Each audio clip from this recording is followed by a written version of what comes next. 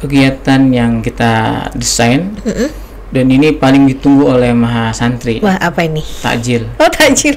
Iya. Mau milih laki-laki yang kaya atau yang miskin? Kalau saya yang saya cintai, Ustadz. Nah, itu berarti sudah sampai tuh hadisnya. Oh, gitu ya.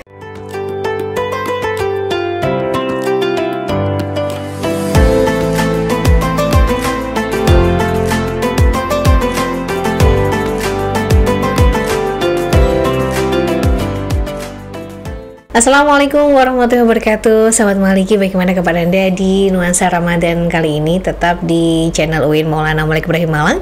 Dan di nuansa Ramadan kali ini kita akan kedatangan salah satu narasumber yang sangat luar biasa. Mungkin Anda sudah mengenal beliau. Siapa lagi kalau bukan Mundhir Mahas Nun Ampel Al-Ali. Kita akan menyapa terlebih dahulu Ustadz Dr. Ahmad Izzuddin MHI. Assalamualaikum Ustadz. Waalaikumsalam warahmatullahi wabarakatuh. Ini kalau lemah seperti ini memperlihatkan bahwa puasa nih Ustadz ya. Puasa sungguhan. Sungguhan ya. Berarti nggak bohongan. Baik Ustadz, sebagai Mundhir Mahas Nun Ampel Al-Ali, saya ingin bertanya sedikit kegiatan mahat yang sudah dilaksanakan dalam Ramadan kali ini. Apa aja nih Ustadz? Kegiatan yang kita desain dan ini paling ditunggu oleh mahasantri. Wah, apa ini? Takjil. Oh, takjil. Iya. Jadi dengan kebaikan segenap dosen-dosen, pimpinan, tenaga pendidik di kampus kita ini, yang mereka dengan sukarela menyediakan takjil untuk mahasantri di masjid. Alhamdulillah. Di 4 masjid kita. Jadi di Masjid At-Tarbiyah, Masjid Ulul Albab, Masjid Ali As-Sobuni, dan di ITC. Dari situ ada, Masya Allah, hidangan takjil yang luar biasa. Masya Allah. Jadi kampus 1, 2, 3 semuanya diratakan Ustadz ya? Alhamdulillah. Alhamdulillah. Dan itu program yang ditunggu-tunggu oleh mahasantri. Sudah lama ditunggu. Sudah lama ditunggu. Baik. Ya, kita akan kembali di nuansa Ramadan kali ini. Kita akan mengangkat salah satu tema, yaitu Ramadan dan resiliensi keluarga. Nah, boleh disampaikan tentang tema tersebut Ustadz, monggo. Jadi ini merupakan kegelisahan yang begitu luar biasa. Bagaimana ketahanan keluarga di negara kita ini semakin lama semakin menurun. Gitu.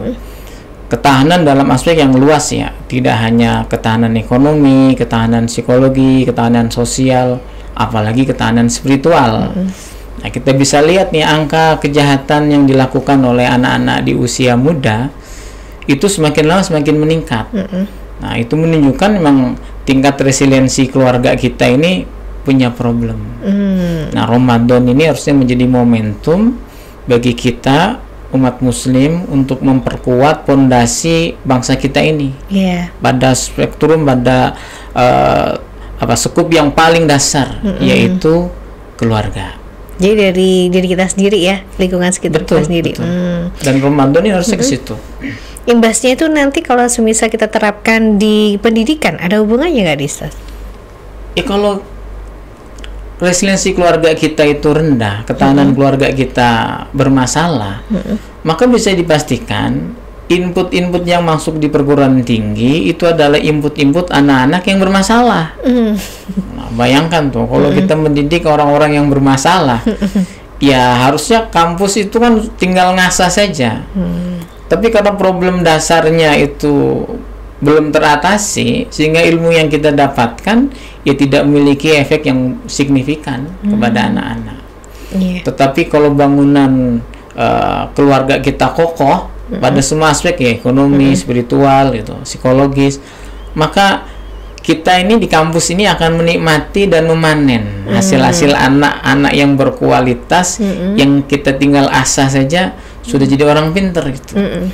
Kasarnya dosennya tidur aja udah pinter gitu. Apalagi diajarin dengan serius oleh dosennya. Nah, gitu gambarannya. Ini kalau di lingkungan di Mas sendiri gimana nih mengasahnya Ustadz untuk mewujudkan dari resiliensi keluarga sendiri? Di Mahat? Iya. Di Mahat kan memang kita belum mendorong anak-anak untuk berkeluarga ya. Tapi minimal mereka diberi wawasan bagaimana sesungguhnya ketahanan pribadi mereka. Nah, caranya gimana nih Ustadz? Lewat kegiatan-kegiatan taklim, kerjasama dengan Fakultas Psikologi untuk bisa memberikan pendampingan kepada mahasantri kita yang ada problem. Itu alhamdulillah sudah berjalan. Jadi ada bimbingan konseling sendiri? Ada.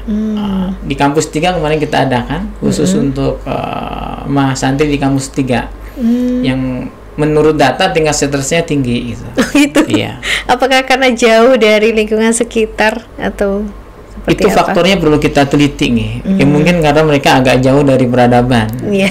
Jadi ya gitulah. Kalau di sini kan banyak hiburannya gitu. Iya, Tinggal keluar dikit banyak jajanan gitu. Kalau di sana kan di pegunungan ya, di bawah Sidratil Muntaha, jadi agak. Iya. Jadi kita ada kampus awan ini ya, di kampus 3 Iya. yang disebutnya seperti itu. Betul. Baik Ustadz, kalau misalnya di kampus-kampus lain, ini mereka kan rata-rata bermukim mungkin di kos-kosan yang punya ibu kos. Kalau untuk Mas Hasan di sini kan punya orang tua adalah pengasuh. Iya. Itu bagaimana perannya pengasuh kepada Mas Hasan sendiri saat ini? Kalau di ma'had kita ini kan ada 3 lapis ya untuk teman-teman mahasantri. Lapis pertama itu ya di musif-musifah, kakak kelas mereka. Lapis kedua naik ke situ murabi-murabiyah, naik lagi ke atas pengasuh. Jadi mudah-mudahan 3 lapis ini ya sedikit banyak bisa membantu bagaimana teman-teman bisa menghadapi kendala-kendala dalam studi mereka selama 1 tahun pertama di kampus UIN Maulana Malik Ibrahim Malang. Ya memang belum optimal ya, karena jumlah mahasantri kita bertambah, tempatnya berserakan gitu, maksudnya berserakan tidak di satu tempat. Dan di tahun ini memang tantangan kita sangat luar biasa. Mudah-mudahan tahun ke depan lebih baik lagi. Tapi sesungguhnya saya ingin masuk dulu kepada ini, resiliensi keluarga itu basicnya ada 3 sebenarnya. Sebagai dasar.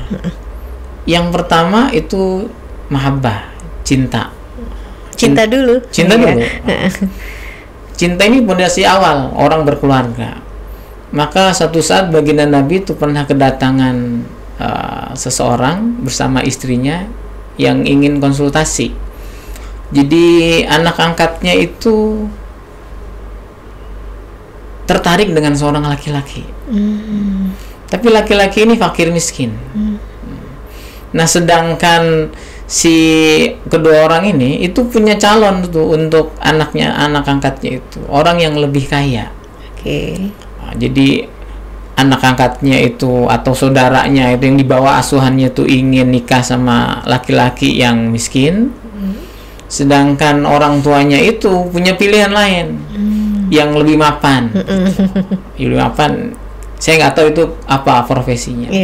Sehingga tanya, ya Rasul, dengan siapa kami harus menikahkan anak perempuan yang ada di bawah asuhan kami itu?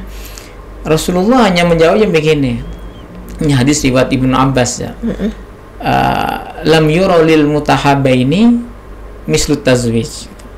Tidak terlihat dalam pandangan 2 orang yang sedang jatuh cinta ya seperti atau selain menikah. Apa maksud hadis ini? Nah, kalau saya tanya kepada Mbak Mei ini, jangan tanya Ustaz. Mau milih laki-laki yang kaya atau yang miskin? Kalau saya yang saya cintai Ustaz. Nah itu berarti sudah sampai tuh hadisnya. Oh gitu ya? Iya, kadang-kadang saya tanya mereka masih terjebak gitu. Ya yang miskin Ustaz. Ya yang kaya Ustaz.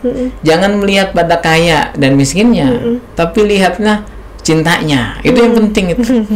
Sehingga saya nanti kalau ada orang yang ngelamar anak perempuan saya nggak akan tanya kerjanya apa, terus bapaknya siapa. Yang pertama saya tanya itu seberapa cinta kamu kepada putri saya. Nah itu penting. Jarang banget di orang tua tanya gitu. Jarang. Saya juga belum praktekin ini, baru teorinya aja. Tapi saya punya bayangan begitu. Kenapa? Karena kalau dia sudah betul-betul mencintai anak saya, maka apapun akan dia lakukan untuk bisa membuat anak saya jadi bahagia. Basicnya cinta. Kalau cinta nggak ada, iya mau dia kaya apalagi kere, udah kere nggak cinta lagi, nyusahin dong. Nyusahin pula ya. Kalaupun dia kurang memiliki harta yang banyak, tetapi dia punya cinta yang besar, maka keinginan dia untuk membahagiakan anak saya akan besar. Dia akan menjadi orang yang terbaik. Bagaimana jadi sosok yang bisa membahagiakan putri, itu yang penting. Maka baginda Rasul begitu. Jadi tidak menjawab secara spesifik langsung ya yang miskin itu, karena problemnya bukan pada yang miskin atau yang kaya. Iya, bukan harta ya. Tetapi yang dicintai anak perempuan itu siapa? Nah, itu yang penting. Itu yang pertama. Jadi cinta. Cinta dulu ya. Cinta itu kan ibadah sebenarnya. Jadi orang yang paling utama dalam keluarga itu orang yang paling besar cintanya kepada pasangannya. Dan itu Allah kasih karunia yang banyak tuh pada orang-orang yang punya cinta yang lebih besar dibanding pasangannya. Ini bisa terlihat sebenarnya. Dari apanya? Yang gampang dari anaknya. Anaknya lebih mirip ke siapa? Oh gitu. Kalau lebih mirip ke bapaknya, ya mungkin ketika itu bapaknya punya perasaan cinta yang lebih besar. Anaknya mirip siapa, Mbak Mei? Nggak tahu. Nggak tahu. Nggak tahu. Ini nggak jelas berarti ini. Iya kan bisa terlihat itu, ini mirip bapaknya, ini mirip ibunya, gitu. Nah di situ kita bisa melihat itu. Yeah. Nah siapa yang paling besar cintanya, Allah kasih tuh fadilah-fadilahnya itu. Termasuk anak yang lebih banyak mirip ke dia, sifat-sifatnya lebih dominan ke dia. Maka seorang suami istri itu harus berlomba-lomba untuk saling menunjukkan cinta yang lebih kepada pasangannya. Jangan mau kalah. Nah itu basic yang pertama. Kalau perjodohan gimana, Ustadz? Kalau perjodohan terus jadi saling cinta nggak apa-apa, bagus. Kalau enggak, masalahnya kan bukan jodoh dan tidak jodohnya. Kadang-kadang nyari sendiri, berantem juga banyak. Dijodohin tapi cintanya luar biasa, itu juga banyak. Jadi problemnya bukan pada perjodohannya, tetapi pada isinya atau apa. Kalau dijodohin tapi bisa memastikan itu saling mencintai, itu lebih bagus, lebih bagus. Gitu. Kenapa kalau ngomong perjodohan? Oh enggak, kan kadang ada yang ini Ustadz ya, kan sering kali kalau kita ngelihat masih ada fenomena yang seperti itu, gitu kan? Iya. Biasanya perjodohan itu kalau dilakukan oleh orang tua yang mencintai anaknya dengan setulus hati, itu sebenarnya bukan perjodohan. Itu hanya memberikan gambaran. Karena cinta yang kita berikan kepada anak kita, kalau bisa diterima oleh anak kita dengan baik, maka anak itu biasanya akan memilih calon suami atau istrinya itu yang seperti bapak ibunya. Itu bapak ibu yang bisa mendelivery cintanya dengan baik pada anaknya bisa menerima, nggak usah dipaksa. Kayak anak saya nih ya. Contoh nih ya. Atau istri saya. Istri saya itu kan saya lihat lebih dekat ke ayahnya. Ayahnya tuh ustadz, guru agama. Sehingga bisa dipastikan ketika saya ngelamar istri saya, di ucapan pertama saya minta dia itu tidak ada kata menolak gitu. Karena kriteria sudah ada. Kenapa? Saya itu kayak bapaknya gitu. Kemana-mana pakai kopiah gitu kan. Ada jenggotnya, gitu. Sosok guru agama, dia nggak lari dari situ sudah, nggak usah dijodohin, dia pasti akan mencari sosok seperti ayahnya. Begitu juga laki-laki, dia kalau deket sama ibunya dia cari istri yang kayak ibunya. Nah, perjodohan itu hanya wasilah, kayak zahirnya saja. Nggak semuanya negatif juga. Iya. Kita lanjut Ustadz yang kedua. Udah nggak sabar. Kalau cinta sudah didapat, itu pondasi awal. Tentu kehidupan rumah tangga kan nggak semuanya mulus. Maka diperlukan makom yang di atasnya cinta, yaitu sabar. Orang itu bisa sabar kalau dia cinta biasanya. Kalau nggak ada cinta, ya nggak sabar lah gitu. Nggak sabar menerima kekurangan, nggak sabar menerima kesalahan dari pasangannya kalau dia tidak punya basic cinta di hatinya. Nah ini makom yang kedua. Nah kalau orang sudah masuk pada fase ini, itu pahalanya itu Allah tidak akan hitung. Meluber nih Ustaz. Meluber, biwiri hisab. Masya Allah. Maka banyak orang-orang diangkat jadi wali karena kesabaran dia menghadapi kekurangan istrinya atau suaminya. Kayak Firaun punya istri yang solehah tuh, Asia, sabar tuh Asia, meskipun akhirnya doanya nggak enak juga, tapi kan sabar, jadi wanita terbaik dia. Begitu juga nabi-nabi kan banyak yang dicoba oleh Allah, istri yang kurang lah gitu. Tapi karena kesabarannya, ya Allah berikan derajat yang tinggi. Innama yuwaffas sabiruna ajruhum bighairi hisab. Jadi tanpa ada hitung-hitungan lagi. Tapi sekali lagi, sabar itu kalau di basicnya itu cinta, itu kesabaran yang indah. Nah, kalau kesabaran tidak didasari pada cinta, itu hanya ngenes saja dia itu sebenarnya, ngempet sebenarnya, belum nemu momentum untuk bisa melampiaskan amarahnya. Maka kita harus bisa melihat ini sejauh mana keluarga kita, kesabaran yang kita bangun di keluarga kita itu adalah kesabaran yang basic awalnya adalah bumbu-bumbu cinta itu. Nah, itu indah itu sabarnya. Berarti cobaannya di sabar itu, Ustaz, ya? Sabar. Kalau udah cinta, sabar dong. Gitu. Nah, ini makom yang paling tinggi sebenarnya. Ridho. Nah, kalau orang itu sudah ridho, ya udah pasti masuk surga. Orang masuk surga itu radiyatan mardiyah. Jadi, jiwa-jiwa yang masuk surga itu jiwa yang ridho dan diridhoi oleh Allah.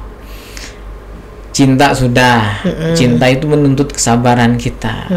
Nah, sabar kita itu sebenarnya nggak ada batasnya. Jadi kalau ada orang sabar tuh ada batasnya, ya bukan sabar lagi namanya. Sabar itu tidak ada batasnya. Nah, kesabaran yang tidak terbatas itu akan menjadikan kita pribadi yang ridho kepada pasangan kita. Karena bagaimanapun juga kalau hanya berhenti di sabar, kadang-kadang ada jebolnya dikit tuh. Di mana ini, Ustaz? Ya, ada jebolnya, ada emosinya, ada marahnya. Tapi kalau sudah ridho, justru yang menjadi kekurangan pasangan kita menjadi sesuatu yang membuat kita rindu. Wah, itu kok nggak marah lagi nih gitu ya? Oh nggak, iya, karena itu yang kita rindukan. Jadi marahnya tuh marah kangen aja.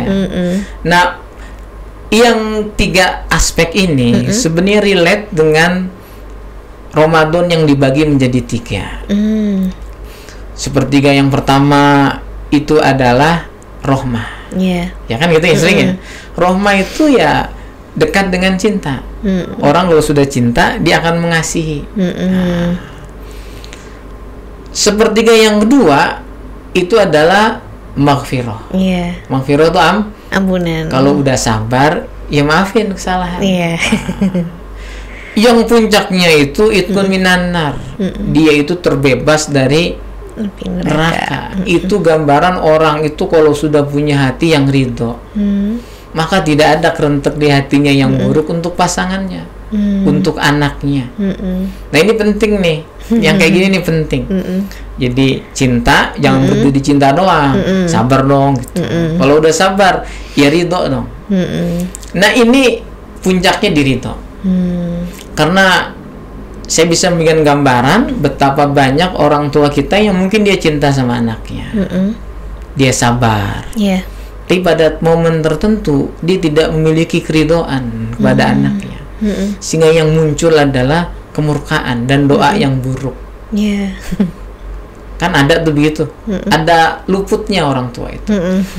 Maka saya sangat terinspirasi bagaimana ibunya Thomas Alva Edison kalau nggak salah ya. Itu memiliki keridhaan yang begitu luar biasa atas Tuhan yang berikan kepada dia berupa anak yang namanya Thomas Alva Edison itu. Jadi Thomas Alva Edison itu awalnya kan kalau di sekolah dasar dia dibilang gak cerdas anak itu. Dan guru-gurunya itu merasa frustasi, sehingga ngirim surat kepada orang tuanya, disuruh tuh Thomas Alva Edison ngasih ke ibunya karena dia yatim. Nih, kasih ke ibu kamu surat itu. Dibaca oleh ibunya itu surat itu sambil meneteskan air mata. Anaknya tuh penasaran, kenapa bu kok nangis itu? Apa isi surat itu? Isi surat ini, nak, kata ibunya ini, anak anda itu anak yang hebat. Silakan didik sendiri di rumah. Udah putus asa. Sehingga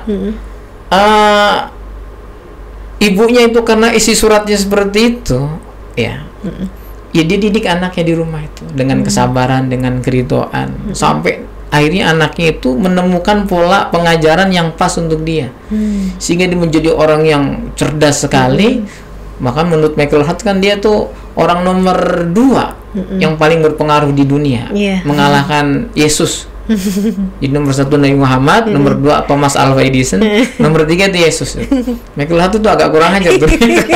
Masa Tuhan dia jadi nomor 2? Nah setelah dia itu dewasa jadi orang yang sukses, dia bongkar-bongkar lemarinya, dia nemu tuh surat yang dulu itu dikirimin oleh gurunya ke ibunya itu, dibaca, ternyata isinya nggak begitu.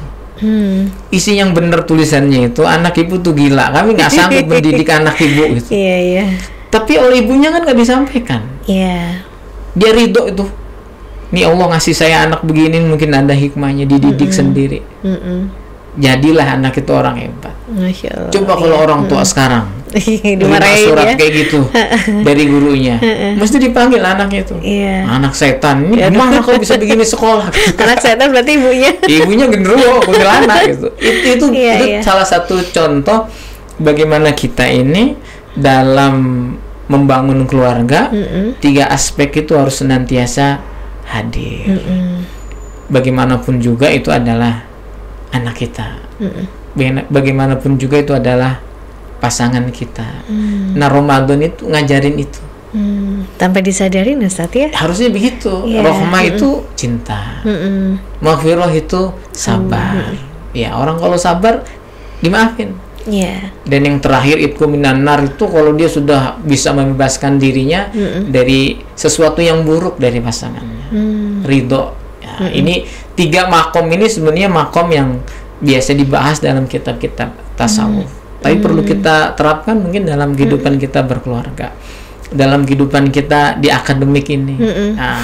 Menghadapi mahasiswa kita, ya cinta dulu dong dibangun.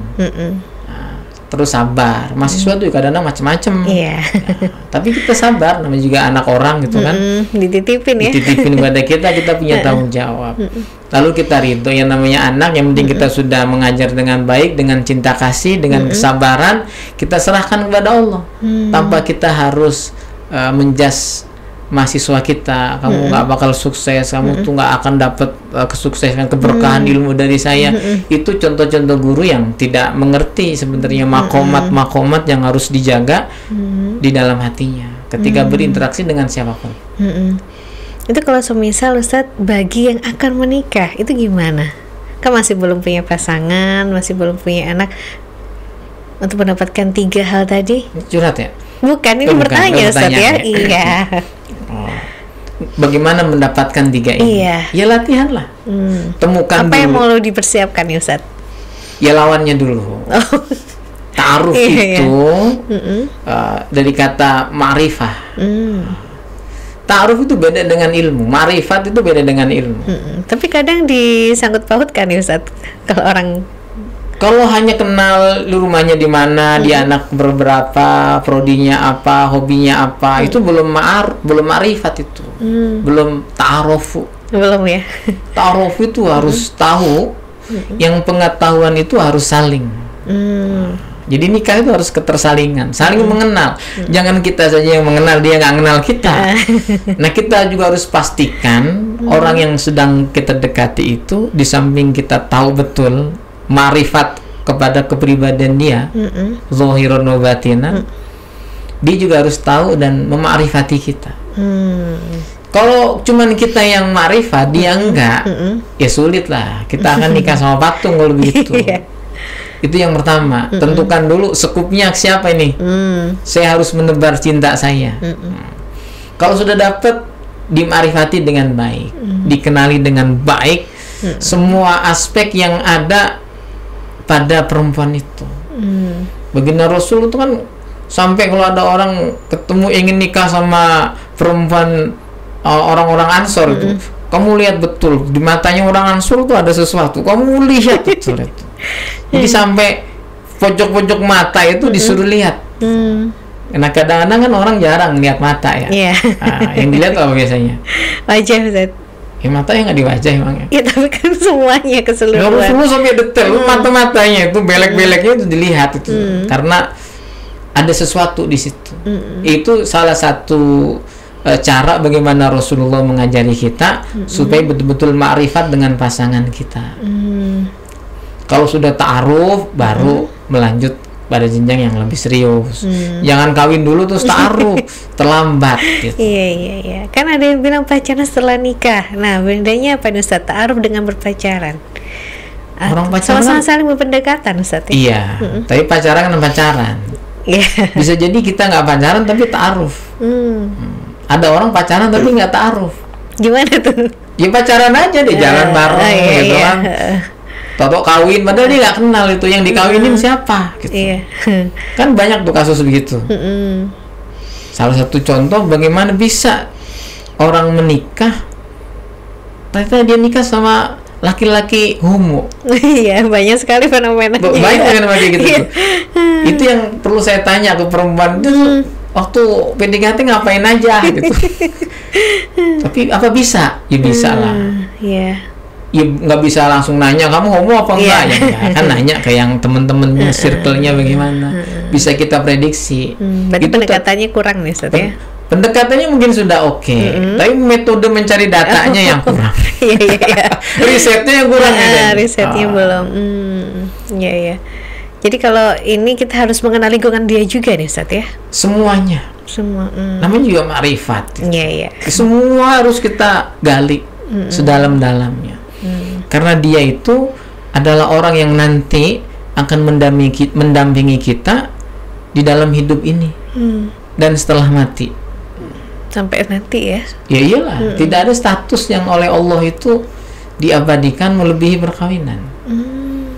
Karena nanti orang masuk surga, masuk neraka, status hum wa azwajuhum itu ada, mereka dan pasangan mereka.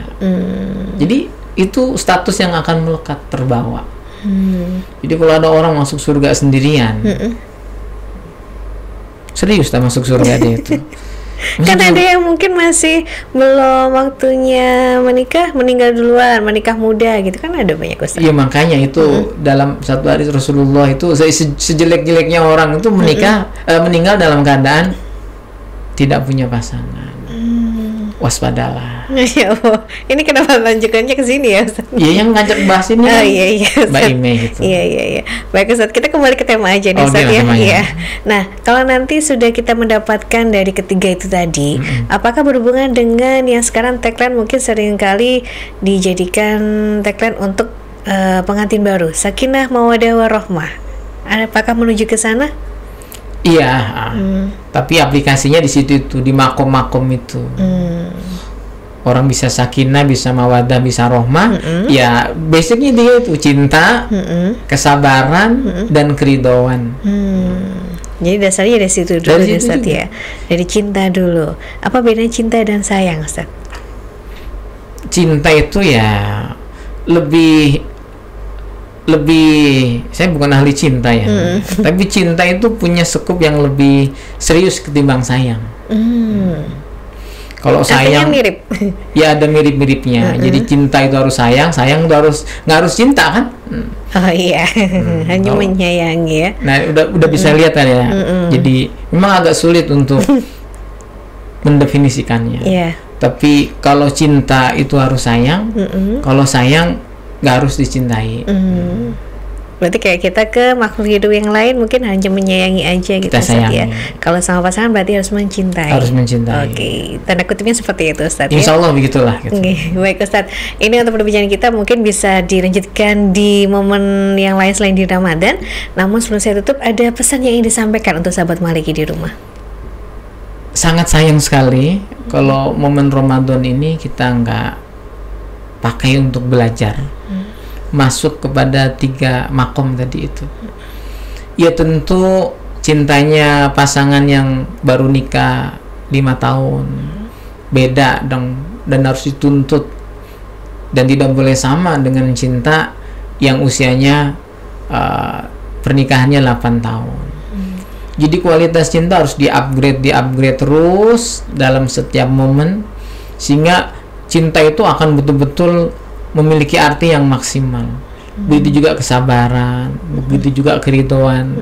Karena berkeluarga itu adalah proses kita untuk belajar bersama sepanjang waktu, saling mengisi dalam suka dan duka. Masya Allah. Iya Ustaz. Sebelum saya tutup, ada mungkin salah satu tembang tentang Ramadan yang mau disampaikan Ustaz?